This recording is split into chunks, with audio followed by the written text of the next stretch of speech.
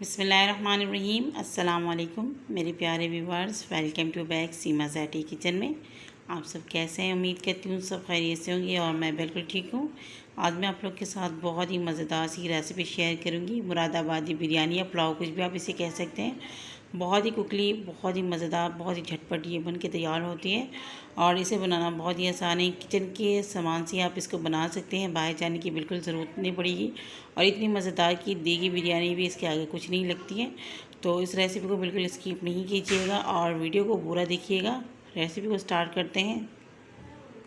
मुरादाबादी बिरयानी बनाने के लिए सबसे पहले हमने यहाँ पर ले ली है हरी मिर्च। और इस पुलाव या बिरयानी, जो भी आप इसे कह सकते हैं, इसके अंदर कोई लाल मिर्च या कुटी मिर्च और या फिर काली मिर्च का पाउडर इस्तेमाल नहीं होगा। जो भी आपने स्पाइसेस देनी है हरी मिर्चों से ही देना है, इससे इसका टेस्ट बहुत ही अच्छा आता है। मैंने यहाँ पे 10 से 15 अदद ले लिया, आप हस्ब ज़रूरत लीजिएगा और इसे आपने दरदरा सा कूट लेना है या फिर आप इसे मिक्सी जार के अंदर डाल के भी इसको दरदरा कर सकते हैं। छोटा सा मेरे पास ये चॉपर है, छोटी मोटी जो चीज़ें होती है मैं इसी के अंदर कर लेती हूँ। इसको मैं इसके अंदर दरदरा कर लूँगी और बिल्कुल इसका आपने पेस्ट नहीं बनाना है, क्योंकि इसका जो मज़ा है वो इसके दरदरा मिर्ची के अंदर ही होता है। तो मैं इसको दरदरा बना लेती हूँ। तो ये देखें प्यारे व्यूवर्स, मैंने बिल्कुल फ़ाइन चॉप कर लिया इसको और इसी तरीके से आपने बनाना है। जो स्पाइसेस आपने लेनी है इसी तरीके से ले लीजिएगा। अब हम इसको करेंगे मैरिनेट। इसके लिए हमने यहाँ पर एक ले लिए है बड़ा खुला बर्तन। तो आप यहाँ पे कोई से भी बर्तन इस्तेमाल कर सकते हैं। मैं यहाँ बीफ के अंदर बना रही हूँ, तो तकरीबन यहाँ पर मेरे पास 1.25 किलो बीफ है और इसे मैंने अच्छी तरीके से वॉश कर लिया था। और इसके अंदर फ़ैट वगैरह भी है, क्योंकि पुलाव या बिरयानी में थोड़ा सा फ़ैट होना ज़रूरी होता है। इससे बहुत ही अच्छा टेस्ट भी आता है और बिल्कुल रूखा रूखा भी नहीं होता है। तो यहाँ पे सबसे पहले हम डाल देंगे ये जो हमने मिर्चों को दरदरा करके रखा हुआ था वो डाल देंगे। मेरी जो मिर्ची है इसमें बहुत ज़्यादा तेज़ी नहीं है, तो इसके अंदर मैं थोड़ी सी साबुत मिर्ची भी डालूँगी। आप चाहे स्किप कर सकते हैं, वो मैंने आपको बताया वो टेस्ट के मुताबिक आप इसके अंदर डालिएगा। 6 से 7 अदद मैंने इसमें साबुत डाल दिए। 3 मीडियम साइज़ का मैंने यहाँ पर टमाटर ले लिया, उसको मैंने इस तरीके से स्लाइस में कट कर लिया था, वो भी हमने इसके अंदर डाल दिया है। और यहाँ पर 3 खाने के चम्मच भरकर लहसुन और अदरक का पेस्ट शामिल करेंगे। तो आपने भरकर डालना है, बिल्कुल कम कम नहीं डालना है, फुल भर के आपने लहसुन अदरक का पेस्ट शामिल कर लेना है। और यहाँ पर मेरे पास है धनिया पाउडर और सौंफ का पाउडर, यहाँ पे 1 टीस्पून मैंने यहाँ पर ले लिया है। दोनों को मिला के मैंने यहाँ पे पाउडर बनाया है, क्योंकि एक का पाउडर नहीं बन रहा था, थोड़े से थे तो पिस नहीं रहा था। और यहाँ पर मैंने ले लिया है 1.5 चम्मच नमक। हस्बे ज़रूरत आप यहाँ पर नमक ले सकते हैं। गरम मसाला शामिल करेंगे, 2 तेज़पत्ते। और गरम मसालों को नोट कर लीजिए। 6 अदद हमने यहाँ पर हरी वाली छोटी इलायची ले ली, इसका मुंह हमने खोल लिया है। और इसके अंदर 2 बादियान के फूल शामिल करेंगे, 2 काली वाली जो बड़ी इलायची वो डाल देंगे। और ये देखें मैंने ये एक जावित्री ले लिए, उसको मैंने इस तरीके से टुकड़े करके डाल दिए हैं। 10 से 12 अदद हमने यहाँ पे लौंग ले लिए, ये डाल दिए। 1 टीस्पून काली मिर्च डालेंगे, 1 टीस्पून यहाँ पे वाइट ज़ीरा डालेंगे और 3 से 4 यहाँ मैंने टुकड़े ले लिए दालचीनी के, वो डाल देंगे। बाहर के कोई डब्बे का मसाला हम इस्तेमाल नहीं कर रहे हैं, घर के मसाले से बहुत ही टेस्टी बनेगा ये। 1 टीस्पून हमने इसके अंदर गरम मसाला पाउडर शामिल कर लिए, ये होममेड गरम मसाला है। और साथ ही में इसके अंदर हम दही शामिल करेंगे। तो यहाँ पर मेरे पास 1 पाव दही है और इसे मैंने अच्छी तरीके से फेंट लिया था, ये हमने इसके अंदर शामिल कर लिया है और इसे अच्छी तरीके से हम मिक्स कर लेंगे। यहाँ आप हाथों की मदद से भी इसे अच्छी तरीके से मिक्स कर सकते हैं। तो यहाँ पे इसको बहुत ही अच्छी तरीके से आपने मिक्स कर लेना है और इसे तकरीबन 2 घंटे के लिए आपने रख देने फ्रिज के अंदर। बाहर नहीं रखिएगा वरना ये ख़राब हो जाएगा। और अगर ज़्यादा आपके पास टाइम नहीं है तो आप तकरीबन इसे 1 घंटे के लिए लाजमी रखिएगा, इससे बहुत ही अच्छा फ्लेवर आएगा। तो चलते हैं, 2 घंटे बाद मिलते हैं आपसे। यहाँ चूल्हे की फ्लेम को हमने ऑन कर लिया है और कढ़ाई रख ली और इसके अंदर हमने आधा कप ऑयल शामिल कर लिया। आप चाहें तो यहाँ पर घी का भी इस्तेमाल कर सकते हैं। और यहाँ पर ऑयल बहुत ज़्यादा इस्तेमाल नहीं करेंगे, क्योंकि गोश्त के अंदर अच्छा खासा हमने चर्बी डाले हुए, उससे बहुत ज़्यादा ऑयल रिलीज़ भी हो जाते हैं। तो यहाँ पे ऑयल गर्म हो गए हैं तो इसके अंदर डालेंगे प्याज। तो मीडियम साइज़ के यहाँ पर हमने 3 प्याज ले लिए हैं और इसे बारीक करके मैंने काट लिया था। और इसे चम्मच चलाते हुए तकरीबन 4 से 5 मिनट लग जाएंगे। इसे हमने फ्राई कर लेना है, गोल्डन फ्राई। तो यहाँ पे लगातार मैं चम्मच चला रही हूँ ताकि जो प्याज है वो हमारा जले नहीं और एक जैसा ही कलर आ जाए। और फ्लेम को हाई करके आपने इसको ब्राउन नहीं करना है। तो यहाँ आप देख सकते हैं 5-6 मिनट हो चुके हैं और प्याज का जो कलर है खूबसूरत सा आ चुका है। इस टाइम हम फ्लेम को मीडियम टू लो करेंगे ताकि प्याज मज़ीद हमारा काला नहीं हो जाए। और यहाँ से हमने आधे प्याज को निकाल लेने हैं।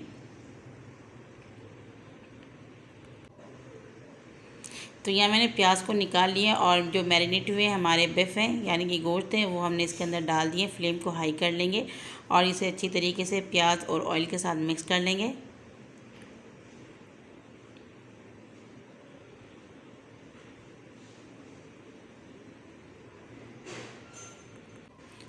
और यहाँ पे जो हमने प्याज को निकाल के रखे थे इसे इस तरीके से खोल दीजिएगा, वरना इसका गुच्छा बन जाएगा और ये क्रिस्पी नहीं बनेंगे।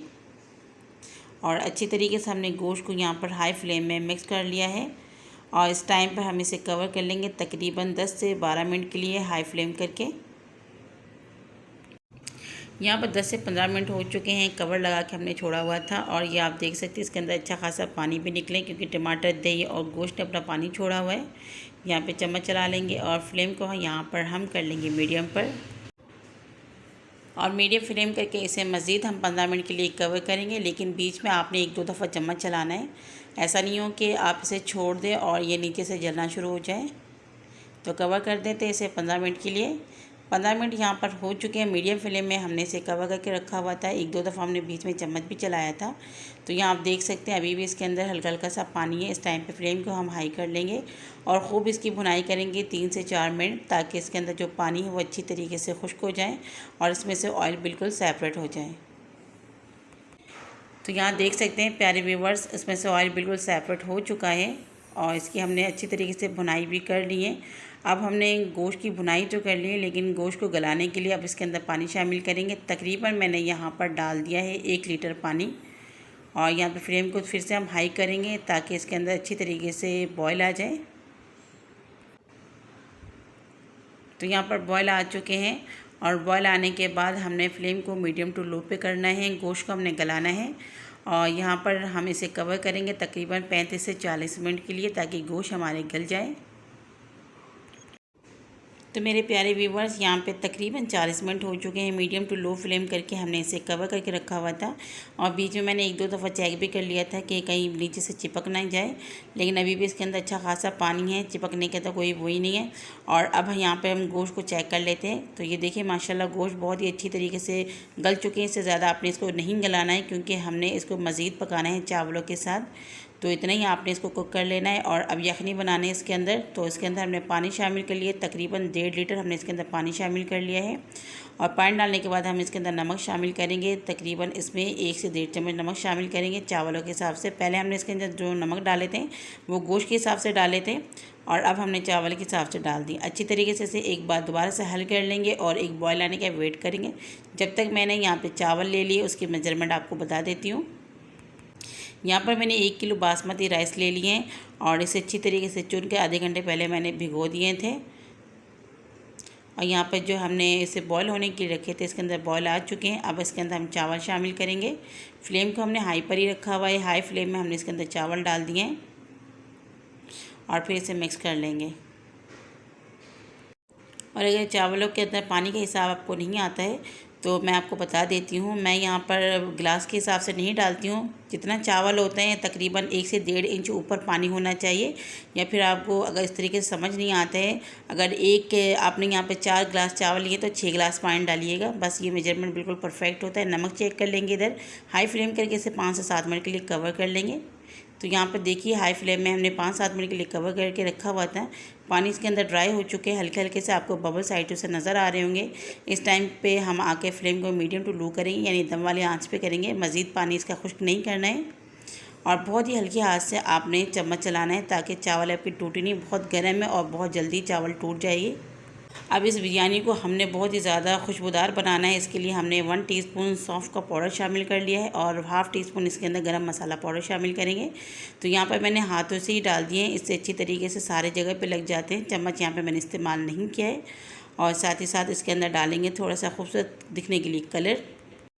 ½ टीस्पून यहाँ पर मैंने जर्दे का कलर ले लिया है। 2 चम्मच पानी डाल के इसे अच्छी तरीके से मैंने हल कर लिया है और फिर इस तरीके से थोड़ी दूर दूर करके मैं इसको डाल दूँगी। इससे बहुत ही खूबसूरत सा कलर आएगा, बिरयानी जैसा लगेगा। आप चाहे तो स्कीप भी कर सकते हैं, जैसे आपको अच्छा लगे, लेकिन मैं इसे बिरयानी जैसे ही बना रही हूँ। आप पुलाव भी इसे बना सकते हैं। अब इसके अंदर हमने जो फ्राई अनियन करके रखे थे वो डाल देंगे। इस तरीके से सारी जगह फैला के डालेंगे और फ्लेम को आपने दम वाली आंच पर रखना है।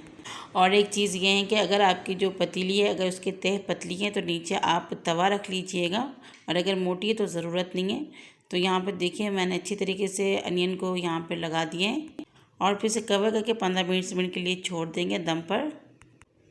मेरे प्यारे व्यूवर्स, यहाँ 20 मिनट हो चुके हैं। मैंने 15 मिनट पहले चेक कर लिया था, लेकिन थोड़ा सा हमारा जो चावल है वो कच्चा रह गया था।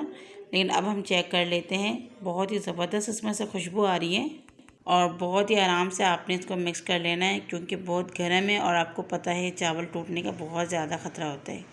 तो ये देखिए चावल मैं आपको चेक कराती हूँ, बिल्कुल परफेक्ट ये चावल हमारे रेडी है। फ्लेम को हम यहाँ पर ऑफ़ कर लेंगे और इसे हम कवर कर देंगे। ऑफ़ करने के बाद 10 मिनट बाद हम कवर को हटाएंगे और फिर आपको दिखाते हैं। तो मेरे प्यारे व्यूवर 10 मिनट हो चुके हैं। फ्लेम को हमने बंद करके रखा हुआ था और कवर हमने इसी तरीके से लगा के रखा था ताकि जो रही सही कसर है वो भी पूरी हो जाए। और माशाल्लाह बहुत ही ज़बरदस्त हमारी ये मुरादाबादी बिरयानी बिल्कुल रेडी हो चुकी है। बहुत ही खुशबूदार और खिले खिले से आपको नज़र भी आ रहे होंगे। और जहाँ से आपने निकालना है बस वहीं से आपने इसको मिक्स कर लीजिएगा। और फिर से मैं शॉर्ट भी करके दिखाऊंगी ताकि आपको अंदाज़ा हो जाए कि ये कितने खूबसूरत और कितनी खिले खिले से बने हैं। और इसका टेस्ट तो आप बनाने के बाद ही आपको पता चलेगा कि ये कितने मज़ेदार बने हैं। इतने कम मसालों से, घर की मसालों से आप इतने मज़ेदार से बिरयानी पुलाव इसे बनाकर रेडी कर सकते हैं और सबका दिल भी जीत सकते हैं। और इसे बनाने में कोई टेंशन भी नहीं होती है कि कोई चीज़ बाहर रहे क्या करें। सारी चीज़ें आपने देखी किचन के अंदर से ही मैंने लिए और बहुत ही मज़े की लगती। थोड़ी सी गार्निशिंग करेंगे हरे धनिया डाल के, क्योंकि जो मुरादाबादी बिरयानी पुलाव कुछ भी होता है ना उसके अंदर गार्निशिंग की जाती है हरे धनिया से। इससे बहुत ही खूबसूरत दिखने में लगता है और जो चीज़ दिखने में अच्छे लगे उसका तो आपको पता है टेस्ट भी बहुत ही अच्छा होता है। तो आप इसको देख के अंदाज़ा लगा सकते हैं जो आज की हमारी ये पुलाव या बिरयानी कितनी मज़े की बनी होगी। तो आप लोगों से दरख्वास्त करती हूँ प्लीज़ मेरी रेसिपी को देखकर एक दफ़ा ज़रूर ट्राई किया करें। और ट्राई करने के बाद आप लोगों से ये रेसिपी किस तरीके से बनती है और मुझे ज़रूर कमेंट्स में बताया करें। आप लोग का प्यार होता है और ये आप लोग की तरफ से हमारे लिए गिफ्ट होते हैं। फिर दिल चाहता है कि और भी नई नई चीज़ लेके आप लोग के साथ शेयर करें।